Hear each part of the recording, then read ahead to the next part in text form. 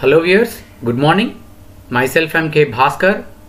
I am working as an assistant professor in Department of Chemistry at SRR Government Arts and Science College, Karimnagar. In this video presentation, we are going to continue our discussion on the topic amines. In the last video presentation about this amines, we have discussed the definition of amines, nomenclature of amines, classification of amines, and preparation of amines.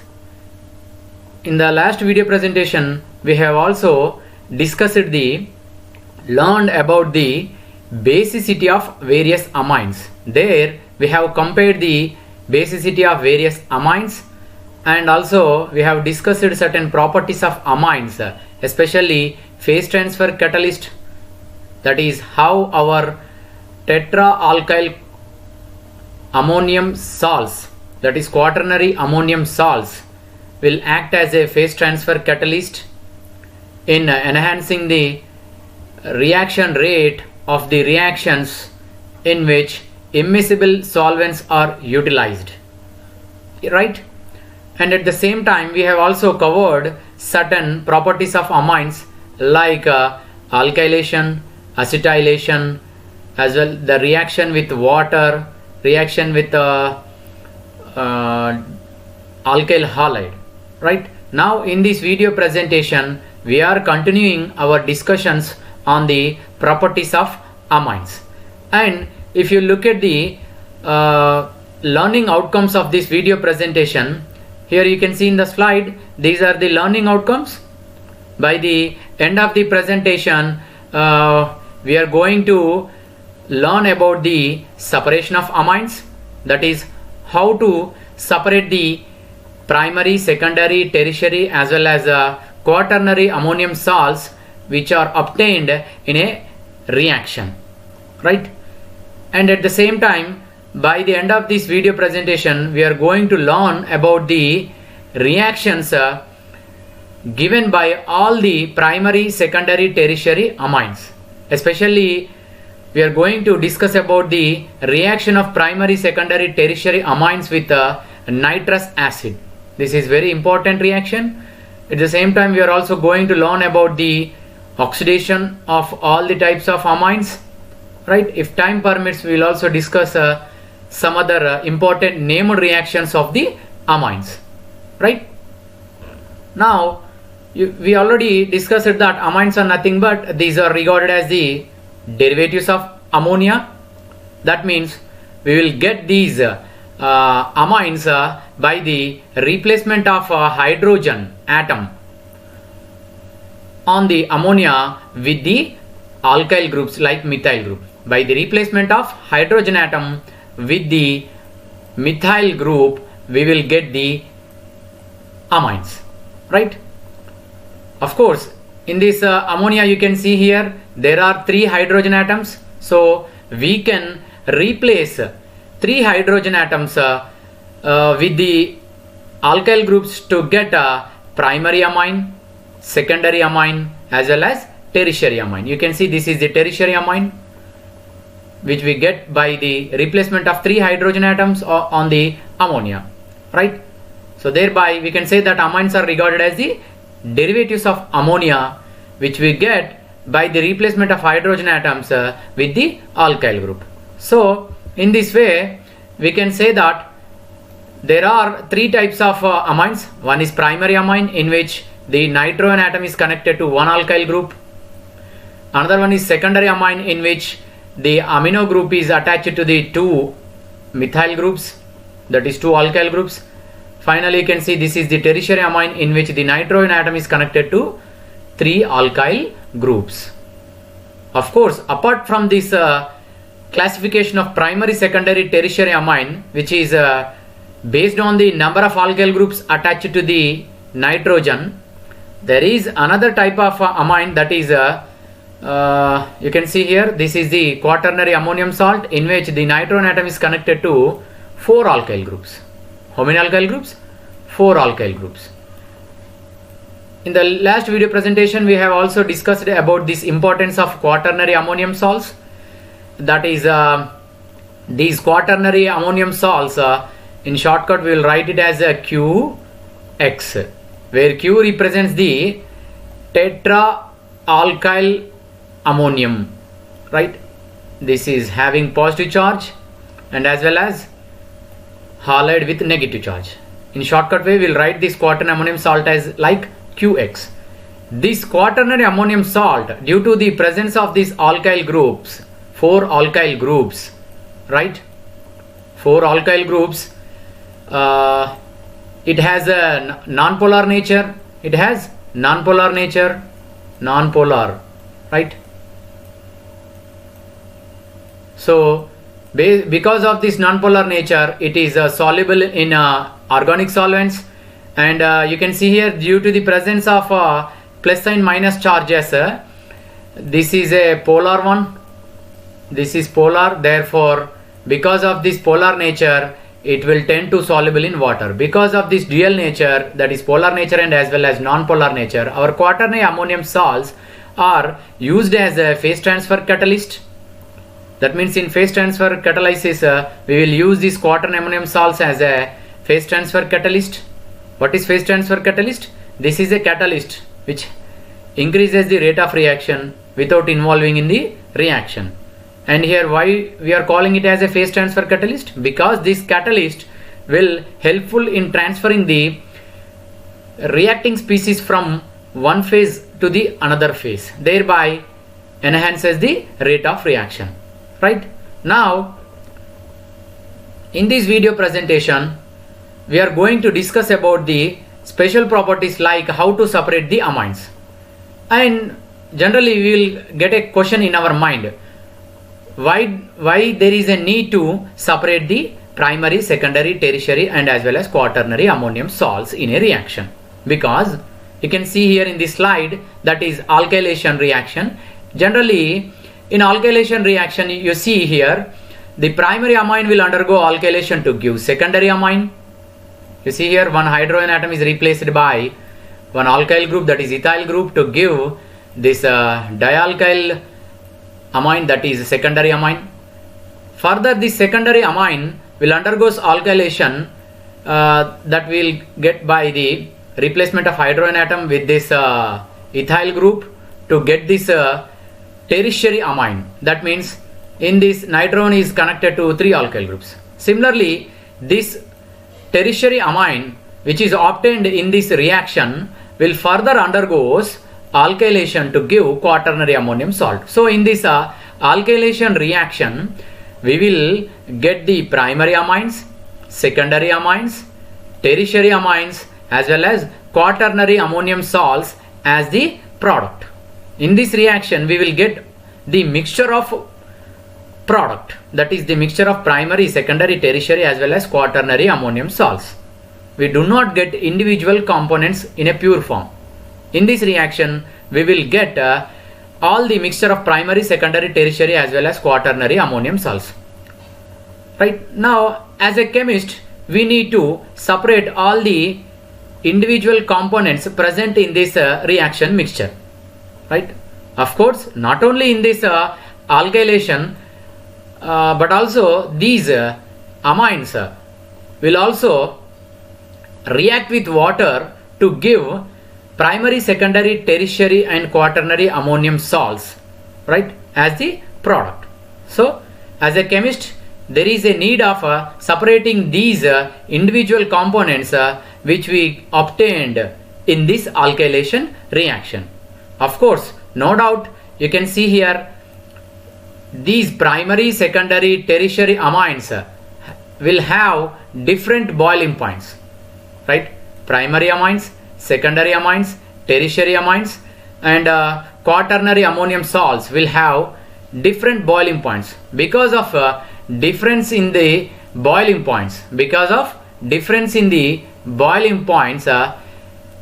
can separate these individual components into, because of this difference in the boiling points of the components present in the mixture, we can separate them into individual components based on a physical technique that is called fractional distillation. What is fractional distillation? What is distillation method? What is distillation method? This is a physical technique in which we can separate the mixture of components having difference in their boiling points into individual components. That physical technique we will call it as a fractional distillation, right? In this distillation technique we can separate the mixture of components having difference in their boiling points. We cannot separate all the mixtures using this distillation method. Just the mixture having difference in their boiling points, those mixtures only we can separate them based on the distillation technique. When we distillate this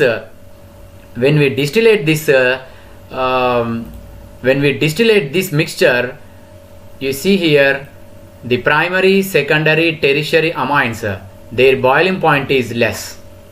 Therefore, they will go into the vapor state and they will be collected as a distillate. In the distillate, what is distillate? During the distillation, whichever the components having less boiling point will be converted into vapor state, and they are cooled and separated in another vessel which is called as that substance is called as distillate. In the distillate we will collect the primary, secondary, tertiary amines, whereas that quaternary ammonium salt will remain as a residue because it cannot easily vaporized and collected as a distillate. Here this boiling point is high, therefore it will be remained as a residue, right?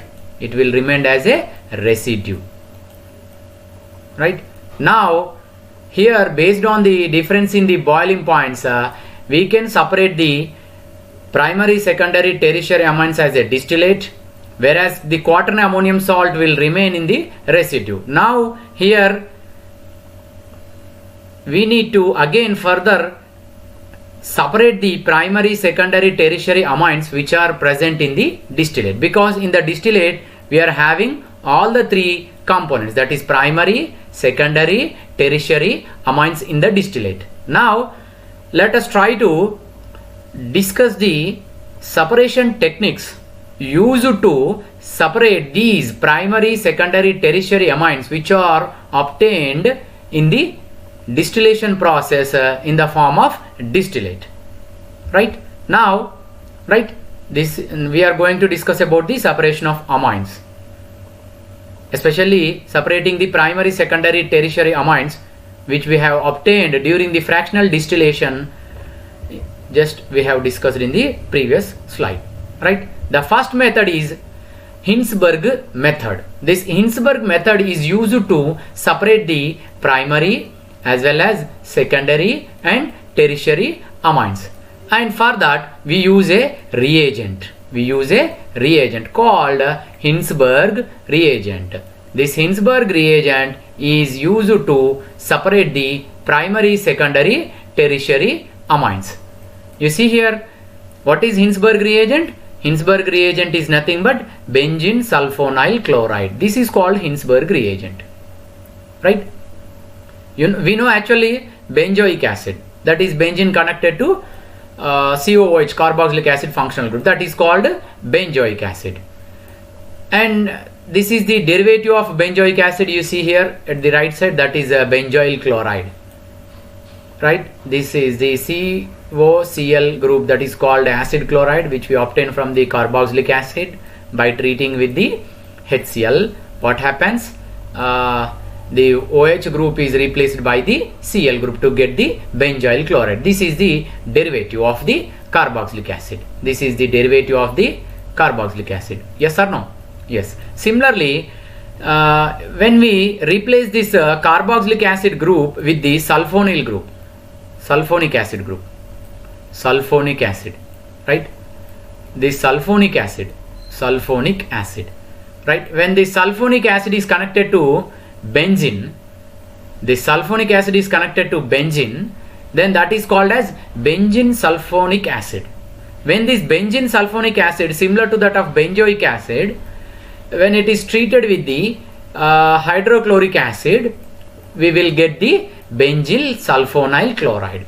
In shortcut, we can also write this benzene sulfonyl chloride as phenyl, that is shortcut pH connected to as double bond O Cl group. This is what called a Hinsberg reagent, right? So finally we can say that what is Hinsberg reagent? Hinsberg reagent is nothing but this is the benzene sulfonyl chloride.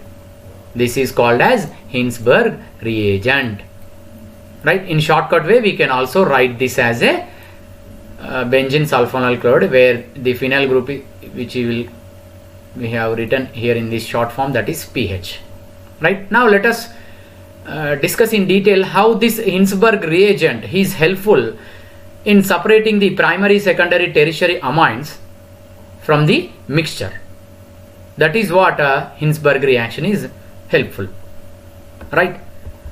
You see here, this Hinsberg reagent, that is benzene sulfonyl chloride, reacts with the amines to form sulfonamides, similar to that of benzoyl chloride reacts with amines to give benzamides. Our benzene sulfonyl chlorides will react with amines to give sulfonamides, right? Right. Hinsberg reaction, generally we treat the amines with the benzene sulfonyl chloride as well as alkali. This is a two-step reaction. In the first step, we will treat the amine with the benzene sulfonyl chloride. In the second step, we will treat it with the alkali. In this Hinsberg reaction, if you see the primary amine, after treating the two steps, that is in the first step with the benzene sulfonyl chloride, it will give sulfonamide. In the second step, further upon treating with the alkali, it will give the salt, right? So it will give salt. Similarly, secondary amine reacts with benzene sulfonyl chloride in the first step to give dialkyl benzene sulfonamide, and in the second step it does not react with the KOH at all. Our tertiary amine does not involve in the reaction. So in this way, by looking at the slide, we can say that all the primary, secondary, tertiary amines in the Hinsberg reaction react differently, will behave differently, right? Primary amine, you see here, in the first step reacts with benzene sulfonyl chloride to give monoalkyl benzene sulfonamide. Yes or no? Right. This will give monoalkyl benzene sulfonamide. This is monoalkyl amide. This is the amide. That is especially, this is called benzene sulfonamide, right? Monoalkyl benzene sulfonamide. Due to the presence of what do you call here? Due to the presence of this electron withdrawing group, what happens here? This lone pair involves in the resonance, right? This lone pair involves in the resonance, thereby this bond will become weak.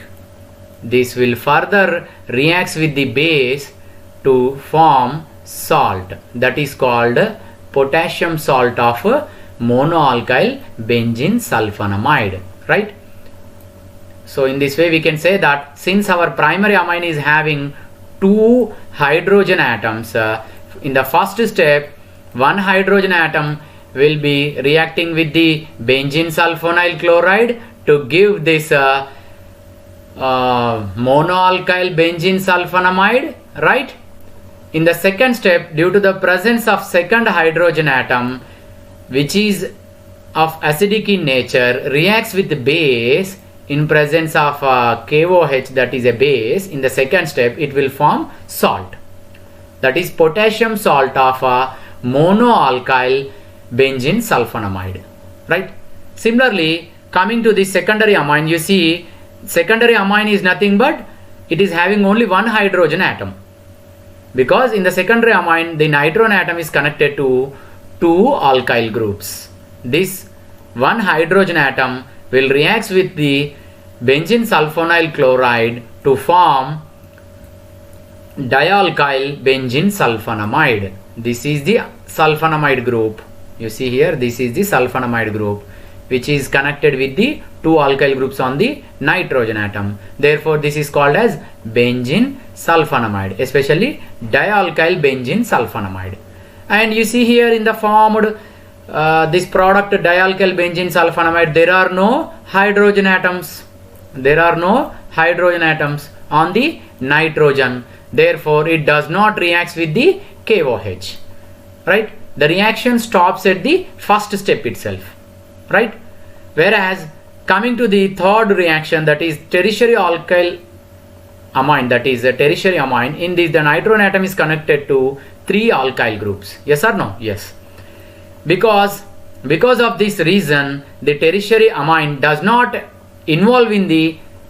participate in the Hinsberg reaction, because here this tertiary amine do not have hydrogen atoms. Yes or no? Don't have hydrogens. This tertiary amine don't have hydrogen atoms. It does not involve in the Hinsberg reaction, right? So after performing the Hinsberg reaction, that is a two-step reaction, the primary amine will involve in 2 steps because it is having 2 hydrogen atoms. It will give potassium salt of monoalkyl benzene sulfonamide. That is, our primary amine will be in the form of potassium salt of monoalkyl benzene sulfonamide. Our secondary amine will be in the form of dialkyl benzene sulfonamide, right? And our tertiary amine will remain as it is, right? So in this way, after performing the reaction, our primary amine is in the form of potassium salt of monoalkyl benzene sulfonamide. Secondary amine is converted to dialkyl benzene sulfonamide. Tertiary amine does not involve in the reaction, it remains as it is. And if you look at the nature of these 3 compounds, that is potassium salt of monoalkyl benzene sulfonamide, dialkyl benzene sulfonamide, as well as a tertiary amine, you see these two compounds are soluble in ether. These are soluble in organic solvents because they are non-polar in nature. Generally, non-polar solvents dissolve in non-polar compounds dissolve in non-polar solvents, and polar compounds dissolve in polar solvents like water. We know all these are organic compounds. Tertiary amine, dialkyl benzene sulfonamide, potassium salt of monoalkyl benzene sulfonamide. All are organic compounds, all are non-polar. They all dissolve in organic solvents like ether. But here this is a special case, because in this, due to the presence of ionic nature, that is salt form, this salt will dissolve in water. The salt will dissolve in water, right?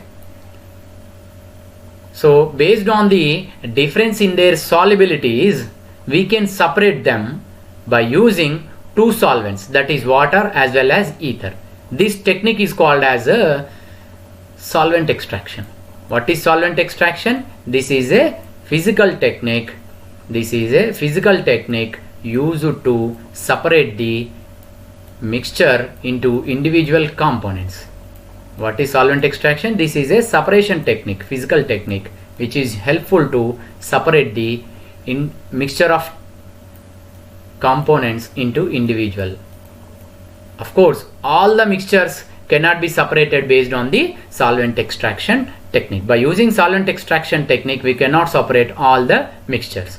Only the compounds having different solubilities in the solvent system, those compounds are only separated in the solvent extraction. Generally, in this solvent extraction, we use 2 immiscible solvents like organic solvent like ether and other solvent like water. We use immiscible solvents. In solvent extraction method, what do we use? We use immiscible solvents. We use immiscible solvent.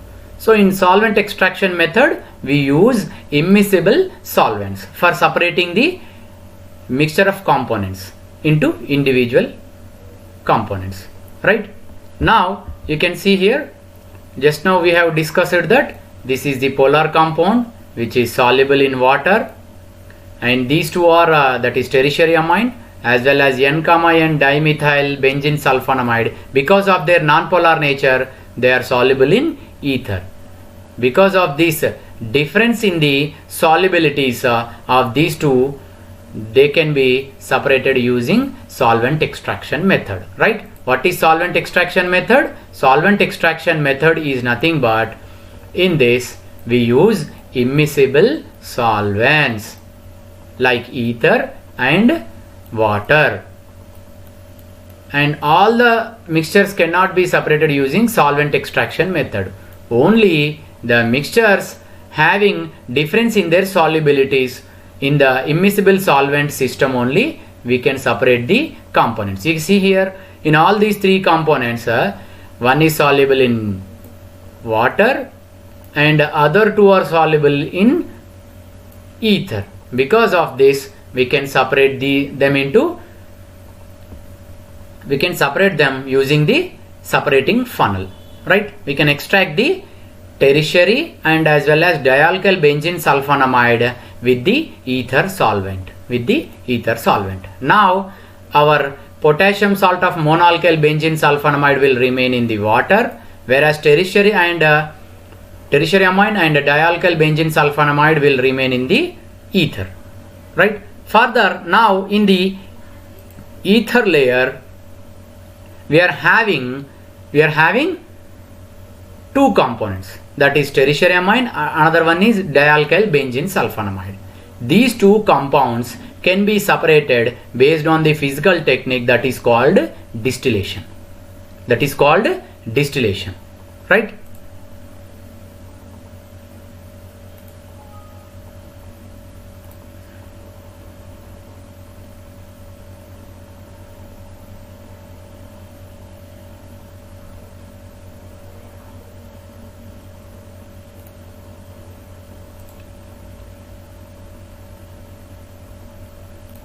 Right.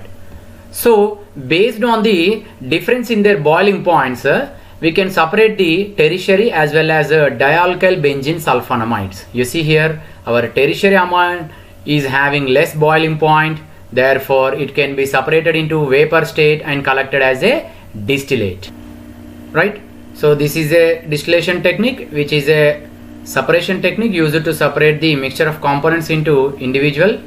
In this technique, generally mixture of components having difference in their boiling points. Whichever the component is having a less boiling point will be converted into vapor state and collected as a distillate, whereas the other component which is having higher boiling point, like here in this case dialkyl benzene sulfonamide is having a higher boiling point, so because of this reason it will be remained as a residue, right? This is what about the Hinsberg reaction, right?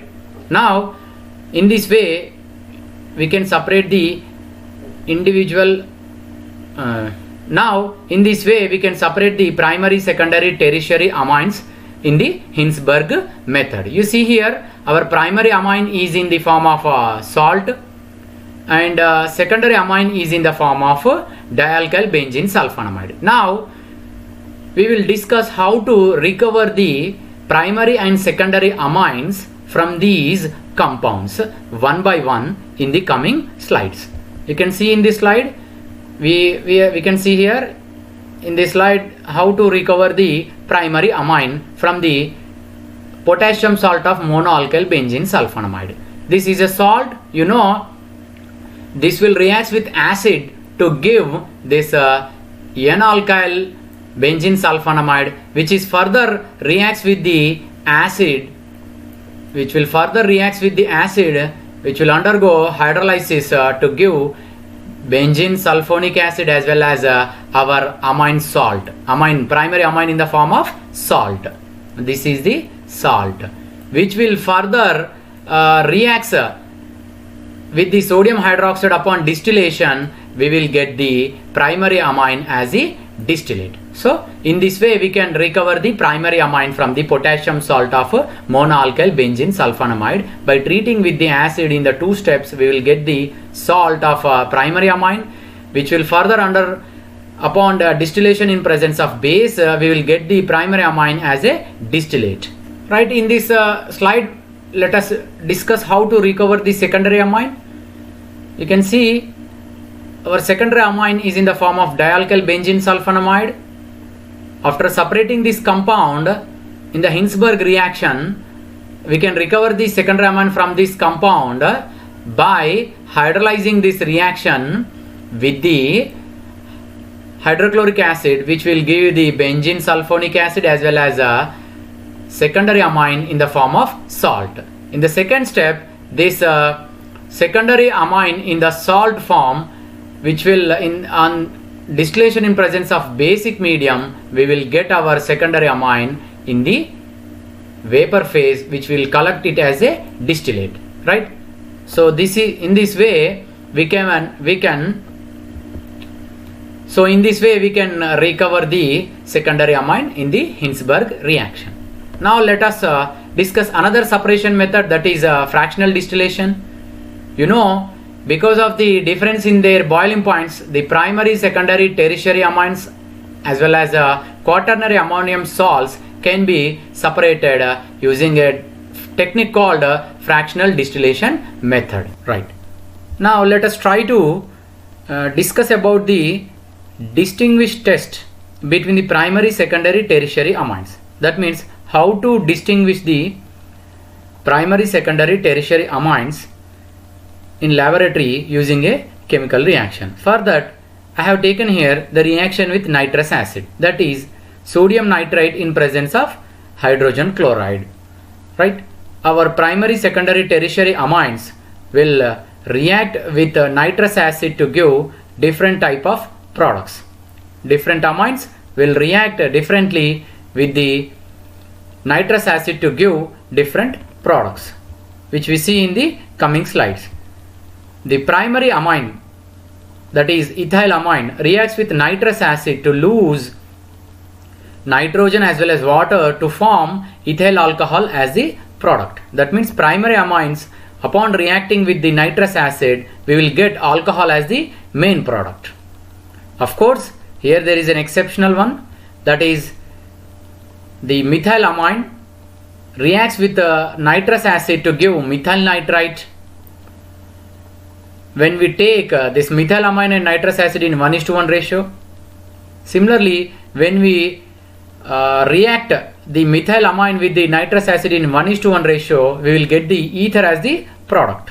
This is the exception one. Except methylamine, remaining all the primary amines react with nitrous acid to give alcohol as the main product. And if you look at the secondary amine, that is the nitrogen connected to two alkyl groups, here I have taken dimethylamine as the reactant. This secondary amine reacts with nitrous acid to form N-nitroso amines, that is N-nitroso dimethylamine as the product. Of course, we can regenerate back our secondary amine from this N-nitroso dimethylamine by hydrolysis. This is a very important product, that is N-nitroso dimethylamine. This is a yellow oily liquid. This is a yellow oily liquid in nature. This N-nitroso dimethylamine is very much helpful in detection of the presence of phenol in the laboratory by using a named reaction, that is Lieberman-Nitroso reaction. Right? This Lieberman-Nitroso reaction is helpful to detect the presence of phenol compound, or this is also helpful in detecting the secondary amine. Right? In both ways, we can use the Lieberman-Nitroso reaction to detect the presence of secondary amine using the phenol, or we can also detect the presence of a phenol using the secondary amine. Right? Which we see in detail in the next slide. You see in this slide, this is what the Lieberman-Nitroso reaction, that is phenol undergoes nitration at the para position to give para-nitrosophenol upon reacting with the nitrous acid, which will involve in the isomerism, that is tautomerism, which involves the transfer of hydrogen atom from one position to the other position to form another isomer, that is a monoxime of a quinone. So therefore this para-nitrosophenol and quinone monoxime both are tautomers, that is interconvertible isomers, interconvertible structural isomers. So thereby in this slide we can say that phenol will undergo nitration at para position to give para-nitrosophenol upon reacting with the nitrous acid. Not only with the nitrous acid, our phenols will also give para-nitrosophenol upon treating with the N-nitroso compounds like N-nitrosodimethylamine, right? Using this N-nitrosodimethylamine also, our phenol will give para-nitrosophenol, which will undergo tautomerism to give quinone monoxime, right? This quinone monoxime will further interact with another mole of fresh mole of phenol in presence of sulfuric acid to give the indophenol hydrogen sulfate, which is of blue-green color, right? This blue-green colored indophenol hydrogen sulfate will further upon dilution will give indophenol, you can see, which is of a red in color.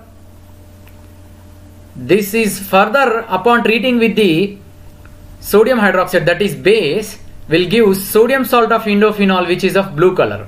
So thereby from this slide we can conclude that Lieberman-Nitroso reaction is a helpful reaction to detect the presence of phenol using monoxime quinone, or which is also called as a para-nitrosophenol. In presence of acid, first it will give blue-green color, which will upon dilution it will give red color, which is further upon treating with alkali like sodium hydroxide it will give blue colored compound, right? So from this we can say that the secondary amines upon treating with nitrous acid, they give dialkyl amino nitroso compound. You can see in this is the N-nitrosodimethylamine compound, which is helpful in detecting the presence of phenolic compounds, right? Now let us discuss the tertiary amine, how it reacts with the nitrous acid. This tertiary amine reacts with nitrous acid to form salt, that is a trimethylamine nitrous acid, which is of unstable in nature. This will further upon heating undergoes a decomposition to give N-nitrosodimethylamine as well as alcohol. Similarly, our tertiary amine upon heating, just now we have seen that it will give N-nitrosodimethylamine as well as methyl alcohol. This tertiary amine is also helpful in detecting the presence of phenol using a Lieberman-Nitroso reaction, because this formed nitrate is unstable, which will give N-nitrosodimethylamine upon heating, right? In this way we can say that primary amines will give alcohols. Of course there is an exception, that is methylamine will give ethers as well as nitrites based upon the ratio of the amine and as well as nitrous acid which we have taken in the reaction. Similarly, secondary amines will form N-nitrosodimethylamines. Tertiary amines will form nitrites, that is salts, they are unstable, which will undergo decomposition upon heating to give alcohols and as well as N-nitrosodimethylamine as the product. Of course, our aromatic amines will react differently with nitrous acid to give benzene diazonium chloride as the compound. You see here, aniline reacts with sodium nitrite in presence of acid medium under cold conditions, that is in between 0 to 5 degrees Celsius. It will give benzene diazonium chloride. This is an important reagent precursor, that is benzene diazonium chloride. This is an important precursor from which we can prepare variety of compounds, right? which we will see while discussing the properties of aromatic amines in the coming video presentation. But just you keep it in mind that benzene diazonium chloride is a important precursor which we will get from the treatment of aniline with the nitrous acid under cold conditions. In this slide, let us discuss another distinguished test between the primary, secondary, tertiary amines. In the slide, I have taken the oxidation using potassium permanganate as the oxidizing agent. In the slide, all the three amines are primary amines. The first one is primary amine connected to primary carbon. In the second one, the primary amine is connected to secondary carbon. In the third one, the primary amine is connected to tertiary carbon. All the three are primary amines. Right? The primary amine connected to primary carbon upon oxidizing with the potassium permanganate will give aldehyde as the product. Similarly, the primary amine connected to secondary carbon upon oxidizing with potassium permanganate will loses two hydrogen atoms to form ketimine, which will hydrolysis to give ketone as the product. Similarly, in the last one you see the primary amine connected to tertiary carbon will undergo oxidation using potassium permanganate to give nitroalkane as the product, right? And if you look at the oxidation of potassium permanganate with the oxidation of secondary amine with the potassium permanganate, the 2 moles of secondary amine will give tetramethyl hydrogen as the product, right? So in this way we can say that this is a very good distinguished test between the primary, secondary, tertiary amines. That is oxidation with potassium permanganate. Secondary amines will give hydrogen as the product. Primary amines will give aldehyde, keto as well as nitroalkanes as the product. And here the tertiary amines does not involve in the oxidation with the potassium permanganate. Now let us try to discuss the another distinguished test between the primary, secondary, tertiary amines, that is oxidation with the Carros acid. What is Carros acid? That is H2SO5, that is peroxymonosulfuric acid, that is called Carros acid. This is a oxidizing agent. The primary amine connected to primary carbon will give aldoxime upon oxidation with the Carros acid. Similarly, the primary amine connected to secondary carbon will give ketoxime as a product, whereas the primary amine connected to tertiary carbon upon oxidation with the Carros acid will give N-nitroso-alkane as the product. And similarly, the secondary amines will undergo oxidation with Carros acid to give dialkyl hydroxylamine as the product, and tertiary amine will give amine oxide. Right? In this way, you can see here, this is a very good distinguished test between the primary, secondary, tertiary amine. That is, primary amine will give oximes and nitrous alkanes, whereas secondary amine will give hydroxylamine as the product. Tertiary amine will give amine oxide as the product. Now, in this slide, let us discuss about the another important named reaction, that is carbylamine reaction. In this carbylamine reaction, generally primary amines will react with the chloroform in presence of base medium to give isocyanide, which is having unpleasant smell. So this carbylamine is an important reaction to identify the primary amines in the laboratory, because in this carbylamine reaction, primary amine is converted to isocyanide, which is having unpleasant smell, right? And if you try to summarize what we have learned in this video presentation, the important points are: we can separate the primary, secondary, tertiary amines using Hinsberg reagent in two-step mechanism. That is, the Hinsberg reagent here is benzene sulfonyl chloride, right? And we have also discussed the distinguished tests between the primary, secondary, tertiary amines, especially reaction with nitrous acid and as well as oxidation with potassium permanganate, oxidation with Carros acid, and we have also discussed the carbylamine reaction, which is helpful in identification of primary amines. Right now, I think you are feeling comfort with what we have discussed in this video presentation. If you have any doubts, please post your questions in the comment section. There your questions will be given, clarified, your questions will be answered. Right? Finally, thank you for going through the video presentation. Nurture the nature for the future. Right?